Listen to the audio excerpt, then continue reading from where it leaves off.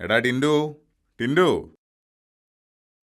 എടാ നീ എന്തെടുക്കായിരുന്നു? എന്താ എടുക്കേണ്ടത് എന്ന് ആലോചിച്ച് കിടക്കുകയായിരുന്നു. എങ്കിലേ നിനക്ക് ഞാനൊരു ജോലി തരാം. നമ്മുടെ പഴയ വീട്ടിൽ വാടകയ്ക്ക് താമസിക്കുന്ന പുരുഷോത്തമൻ 3 മാസമായി വാടക തരുന്നില്ല. ചെന്ന് മേടിച്ചോണ്ട് വാ.